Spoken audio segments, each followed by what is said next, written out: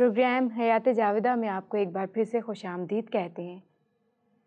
आज हम शॉर्टकट की सीरीज़ के आखिरी प्रोग्राम के साथ आपकी खिदमत में हाजिर हैं। मैं बताते चलूँ कि पास्टर रोबिन्सन गिल साहब अब तक शॉर्टकट के ख़तरात, रूहानी ज़िंदगी में शॉर्टकट और रोज़मर्रा ज़िंदगी में शॉर्टकट इख्तियार करने के नताइज से आगाह कर चुके हैं। तो जी रोबिन्सन भाई, आज इस सीरीज़ के आखिरी प्रोग्राम में आप किस हवाले पर गुफ्तगू करेंगे?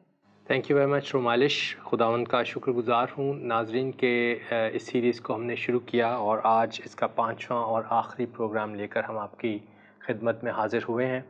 और हर प्रोग्राम में जहाँ मैंने मुख्तलिफ़ शोबे से अपने नाजरीन को आगाह किया, उसके साथ साथ मैंने इस बात से भी आगाह किया कि हम किस तरह से रहनुमाई हासिल कर सकते हैं।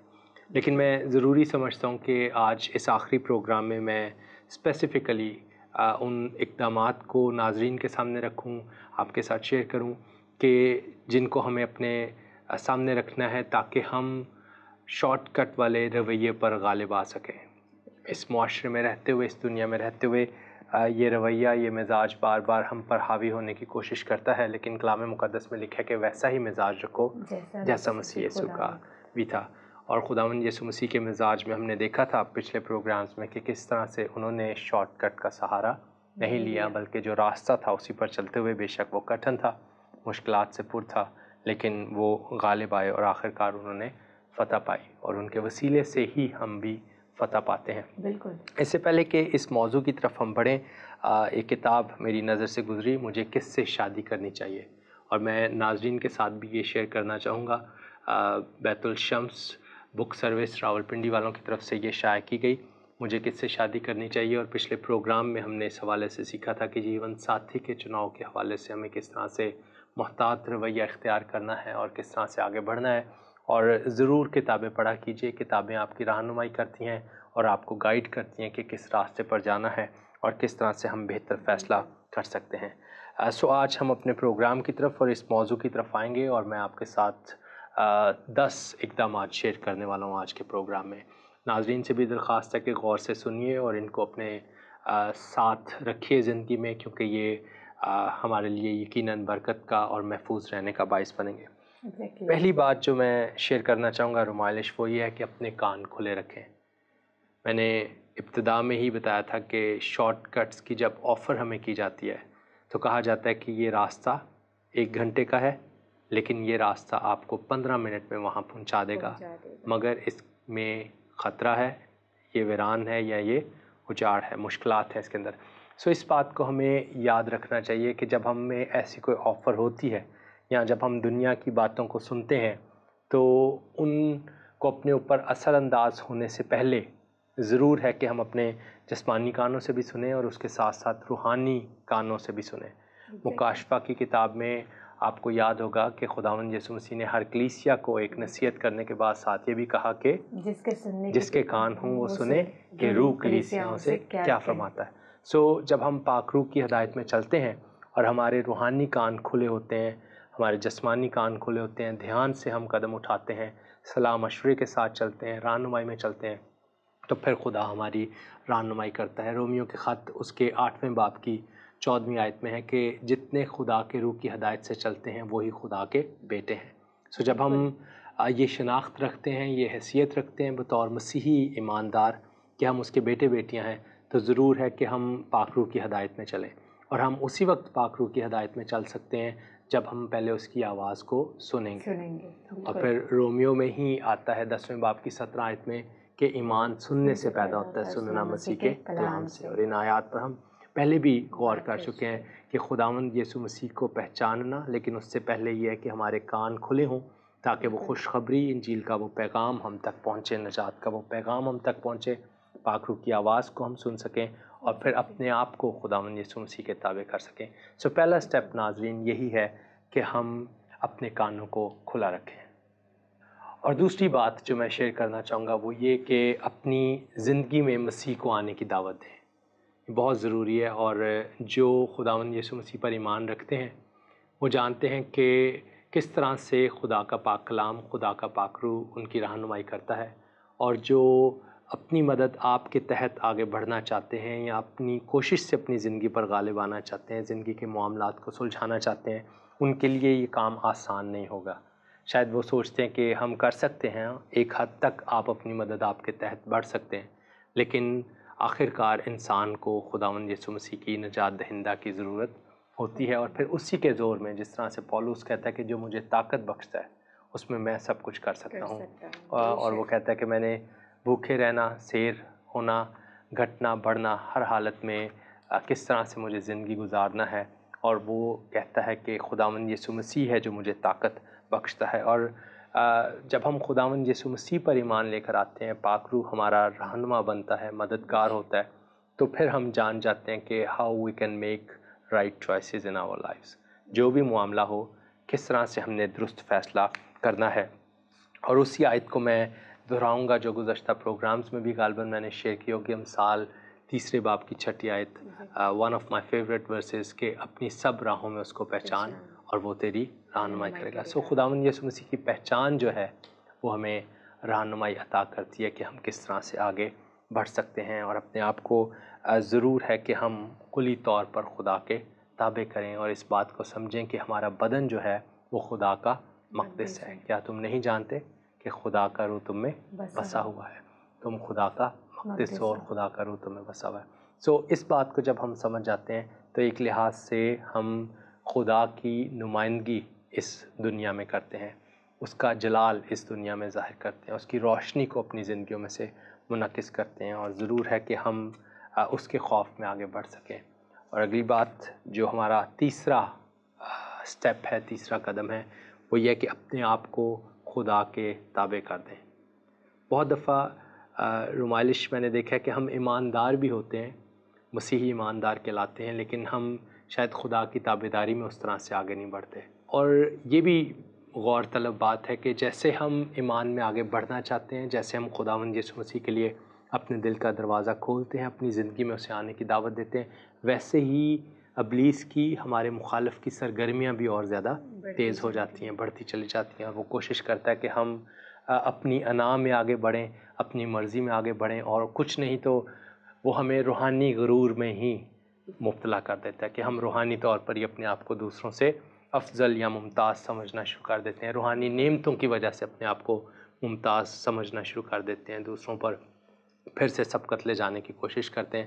اور وہی جو ہماری فطرت ہے، وہی جو ہماری نیچر ہے، وہ پھر سے پرانی انسانیت والی وہ دکھائی دینے لگتی ہے. سو اپنے آپ کو خدا کے تابع کرنا بہت ضروری ہے. رومیو کے خط میں 12ویں باب کی پہلی آیت میں لکھا ہے کہ پس ہے بھائیو، میں تمہیں خدا کی رحمتیں یاد دلا کر تم سے التماس کرتا ہوں کہ اپنے بدن ایسی قربانی ہونے کے لیے نظر کرو جو زندہ اور پاک اور خدا کو پسندیدہ ہے، یہی تمہاری معقول عبادت ہے.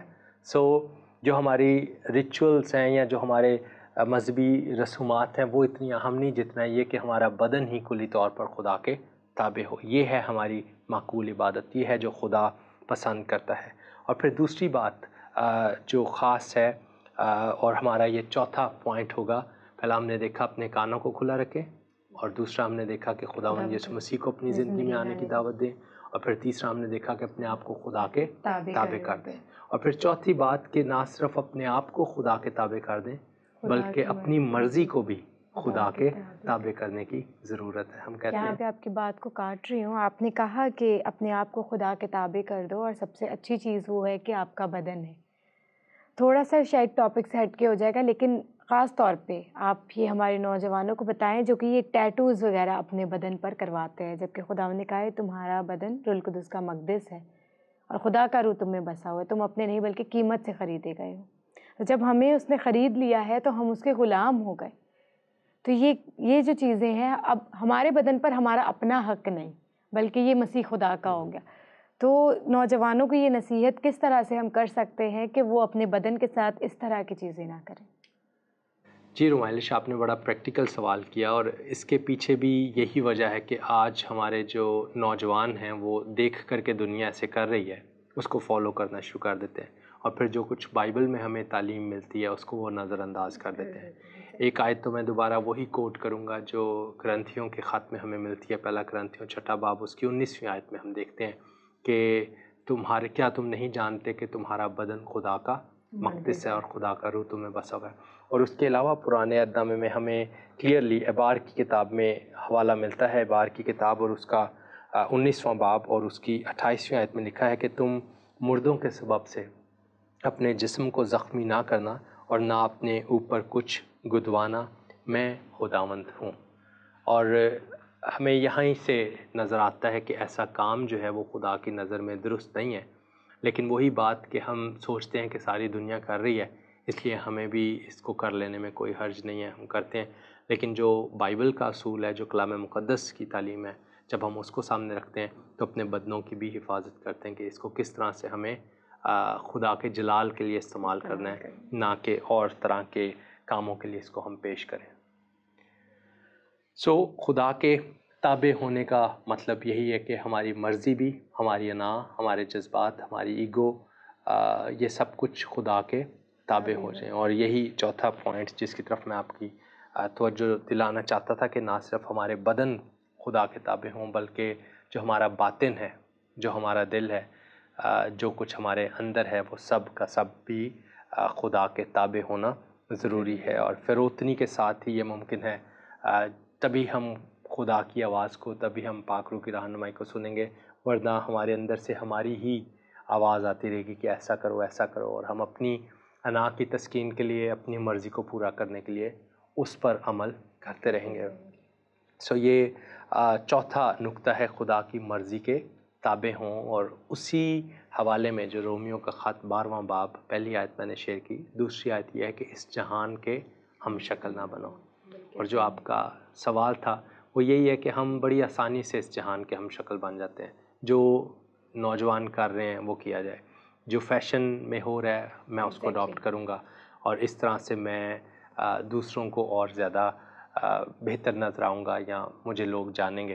اور اس طرح سے ہم ان راستوں کو اختیار کرتے ہیں اور اس جہان کے ہم شکل بن جاتے ہیں. لکھا ہے کہ عقل نہیں ہو جانے سے اپنی صورت بدلتے جاؤ تاکہ خدا کی نیک اور پسندیدہ اور کامل مرضی تجربے سے معلوم کرتے رہو. یہ سفر ہے، روحانی سفر، جس میں ہمیں تجربے سے خدا کی مرضی کو معلوم کرنا ہے، اس کے عرفان میں، اس کی حکمت میں ترقی کرتے چل جانا. اور یہ اسی وقت ممکن ہے. ہم کیسے خدا کی مرضی کو جان سکتے ہیں؟ میں آپ سے سوال کروں گا، کون سا ہمارے پاس بنیادی ٹول ہے یا طریقہ کار ہے جس کے ذریعے سے ہم خدا کی مرضی کو جانتے ہیں؟ بائبل مقدس. بائبل مقدس. شاباش. کلام مقدس کی رہنمائی کے بغیر اگر ہم کسی اور طریقے کو اپناتے ہیں کہ اس کے ذریعے سے میں خدا کی مرضی جاننا چاہتا ہوں تو وہ درست نہیں ہوگا. اگر ہم بائبل مقدس کو پڑھتے ہیں، اس کی رہنمائی میں چلتے ہیں، تو خدا روز بروز ہم پر اپنی مرضی کو ظاہر کرتا ہے کہ زندگی کے مختلف معاملات میں خدا کی مرضی کیا ہے. ہاں، یہ درست ہے کہ ہر وقت یہ آسان نہیں ہوتا، یا ہمیشہ آسان نہیں ہوتا. زندگی کے کچھ فیصلے، کچھ معاملات مشکل بھی ہوتے ہیں، لیکن جب ہم خدا کے لوگ ہیں تو وہ ہمیں تسلی دیتا ہے ہمارے فیصلوں میں، اور ہم ان فیصلوں میں خدا کے کلام کو، کلام کے اصولوں کو اپنے سامنے رکھتے ہیں. اور یہی میرا 5واں پوائنٹ بھی ہے. ناظرین کے ساتھ بھی میں شیئر کرتا چلوں کہ جو 5th ہمارا سٹیپ ہے وہ یہی ہے کہ اگر آپ اپنی زندگی میں شارٹ کٹس والے رویے پر غالب آنا چاہتے ہیں تو پھر کلام مقدس سے رہنمائی حاصل کریں. وہی بات کہ تیرا کلام میرے قدموں کے لیے چراغ اور میری راہ کے لیے روشنی ہے. اس کی روشنی میں آگے بڑھیں اور اس کو ترتیب وار پڑھیں، باقاعدگی سے پڑھیں. پیدائش سے مکاشفہ تک اس کا مطالعہ کریں باقاعدگی کے ساتھ. اور جس طرح سے آپ جسمانی خوراک لیتے ہیں اسی طرح سے روحانی خوراک جو ہے وہ ہمیں کلام مقدس کے وسیلے سے ملتی ہے. یہ بھی ایک بڑا اہم قدم ہے. اگر ہم اس کو روزمرہ زندگی میں اڈاپٹ کرتے ہیں تو پھر یہ میپ کی طرح ہے، کیونکہ خدا کا پاک کلام جو ہے وہ ہمیں سفر کرنے کے لیے ایک نقشہ فراہم کرتا ہے. اگر آپ نے رومائلش کبھی ناردرن ایریاز کی طرف سفر کیا ہو یا اس کا میپ دیکھا ہو تو اس کے میپ میں آپ کو مختلف ٹریکس کے حوالے سے بھی نشاندہی کی جاتی ہے اور ملتا ہے وہ کہ یہ جیپ راستہ ہے، یہ پیدل اگر آپ جانا چاہتے ہیں ٹریکنگ کے لیے، یہاں پر آپ گاڑی پر جا سکتے ہیں، یہاں پر سڑک ہے اور یہاں پر سڑک نہیں ہے. کلام مقدس بھی ہمیں آگاہ کرتا ہے کہ کون سا راستہ درست ہے، اور ہمیں خوبصورت تصویر ملتی ہے کلام مقدس کی جب پولس رسول تموتھیوس کو کہتا ہے، دوسرا تموتھیوس اس کا 3 باب اور اس کی 16ویں آیت میں، کہ ہر ایک صحیفہ جو خدا کے الہام سے ہے تعلیم، الزام، اصلاح اور راست بازی میں تربیت کرنے کے لیے فائدہ مند بھی ہے، تاکہ مرد خدا کامل بنے اور ہر ایک نیک کام کے لیے بالکل تیار ہو جائے۔ کلام مقدس ہے جو ہمیں تعلیم دیتا ہے، اور جب ہم غلط ہوتے ہیں تو اس راستے پر وہ ہمیں الزام بھی دیتا ہے کہ یہ آپ نے غلط ٹرن لیا ہے، آپ کو یا تو واپس آنا ہے یا پھر واپس اسی مین راستے پر جانے کے لیے راستہ تلاش کرنا ہے، تاکہ آپ منزل سے بھٹک نہ جائیں۔ کلام مقدس کی رہنمائی حاصل کرنا ضروری ہے۔ 5 ہمارے یہ پوائنٹس ہیں۔ چھٹا سٹیپ جو میں اپنے ناظرین کے ساتھ اور اسی طرح سے آپ کے ساتھ شیئر کرنا چاہتا ہوں وہ یہ ہے کہ دیگر ایمانداروں سے رہنمائی حاصل کریں۔ آپ کے والدین بھی اس میں شامل ہو سکتے ہیں، آپ کی کلیسیا، آپ کے پاسبان، اور ضرور ہے کہ ہم ان سے صلاح لیں، ان سے مشورہ لیں، اور جس طرح سے مثال 24ویں باب کی 6 آیت میں لکھا ہے کہ صلاح کاروں کی کثرت میں سلامتی ہے۔ اگر ہم سلامتی چاہتے ہیں، محفوظ رہنا چاہتے ہیں، تو ضرور ہم مشورہ لیں۔ لیکن اگر میں آپ سے پوچھوں کہ آج کے دور میں نوجوان کو اگر کسی چیز کے بارے میں معلومات چاہیے تو سب سے پہلے وہ کہاں جائے گا؟ انٹرنیٹ پر۔ گوگل جو ہے وہ سب سے بڑا آپ کے پاس سورس ہیں، یا اس کو کئی خدا ہی سمجھتے ہیں کہ جو بھی سوال کا جواب ہے آپ ادھر سوال ڈالیں اور اس کا جواب آپ کو مل جائے گا۔ بے شک رہنمائی ہے، لیکن کیا درست ہے اور کیا غلط ہے، کون سا صحیح راستہ ہے، کون سا غلط راستہ ہے، اس بات کی نشاندہی وہاں پر نہیں کی جاتی۔ صرف آپ کو دیکھنا ہے کہ یہ سارے راستے موجود ہیں، لیکن کس راستے کا چناؤ کریں؟ کلام مقدس اور ایمانداروں کی رفاقت اور رہنمائی میں ہی آپ قدم آگے بڑھا سکتے ہیں۔ اور پھر جو 7واں پوائنٹ ہے، 7واں جو سٹیپ ہے وہ یہ کہ لالچ سے بچیں۔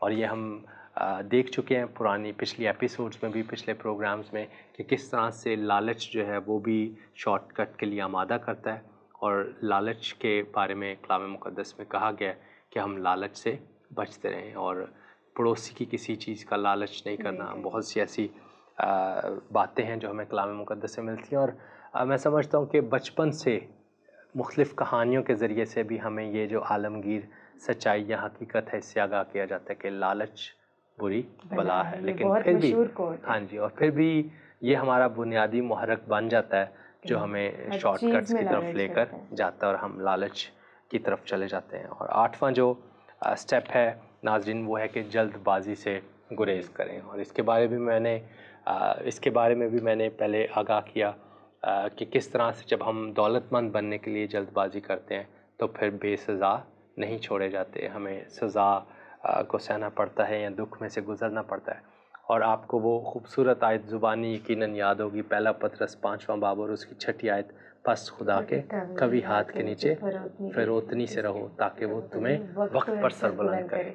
اور میں اس بات پر ہمیشہ زور دیتا ہوں کہ خدا کا ایک وقت ہے، اور اس وقت کا انتظار کریں، جلد بازی نہ کریں، چاہے جیون ساتھی کا چناؤ ہے، چاہے زندگی میں کامیابی ہے، چاہے کوئی مقام ہے، چاہے شہرت ہے، چاہے اثر و رسوخ ہے، چاہے دولت ہے۔ اگر آپ خدا پر نہیں چھوڑیں گے اور وقت سے پہلے چیزوں کو اپنے ہاتھ میں لینے کی کوشش کریں گے تو پھر نقصان ہی نقصان ہے۔ یوسف نے، داؤد نے، ابراہیم نے صبر کے ساتھ، فروتنی کے ساتھ خدا کے وعدوں کی تکمیل کا انتظار کیا، اور خدا نے اپنے وعدوں کو ان کی زندگیوں میں پورا کیا۔ اور پھر جو 9واں ہے پوائنٹ وہ یہی کہ خدا کے وقت کا انتظار کریں۔ اور آخری اور 10واں سٹیپ اور سب سے اہم سٹیپ میں یہ کہوں گا کہ خدا کا خوف اپنے دل میں رکھیں۔ خداوند کا خوف علم کا شروع ہے، اور وائز کی کتاب میں لکھا گیا ہے کہ اب سب کچھ سنایا گیا، حاصل کلام یہ ہے کہ خدا سے ڈر اور اس کے حکموں کو مان، کہ انسان کا فرض کلی یہی ہے۔ بہت بہت شکریہ روبنسن بھائی کہ آپ نے اتنے خوبصورت طریقے سے ہمارے ناظرین کو، ہماری آڈینس کو، خاص طور پہ مجھے بہت کچھ سیکھنے کو ملا۔ یہ سب کچھ نہیں پتہ تھا، خاص طور پہ اس پروگرام کے اختتام میں جو آپ نے یہ آیت پڑھی، یہ ہم سبوں کے لیے مشعل راہ ہے۔ اگر ہم اس پر چلیں تو بے شک اپنی زندگیوں کو تبدیل کر سکتے ہیں۔ ناظرین، وائز کی کتاب 12ویں باب کی 13ویں اور 14ویں آیت کو یاد رکھیں، جس میں لکھا ہے، اب سب کچھ سنایا گیا، حاصل کلام یہ ہے، خدا سے ڈر اور اس کے حکموں کو مان، کہ انسان کا فرض کلی یہی ہے، کیونکہ خدا ہر ایک فعل کو ہر ایک پوشیدہ چیز کے ساتھ، خواہ بھلی ہو خواہ بری، عدالت میں لائے گا۔ ناظرین، اس سیریز کے اختتام میں آپ سے اجازت چاہتے ہیں، پھر ملاقات ہوگی ایک نئے موضوع کے ساتھ۔ تب تک کے لیے اپنے میزبان رومائلش نذیر اور پاسٹر روبنسن گل کو اجازت دیجیے۔ امید رکھتے ہیں کہ آپ اپنی زندگی میں خداوند کے خوف کو یاد رکھیں گے اور بائبل مقدس کی رہنمائی میں اپنی زندگی کو بسر کریں گے۔ اور اگر آپ کے کوئی سوالات یا کوئی بھی رائے اس سیریز کے بارے میں ہو تو آپ نیچے دیے گئے نمبرز پر ہم سے کانٹیکٹ کر سکتے ہیں۔ خداوند آپ سب کو برکت دے، آمین۔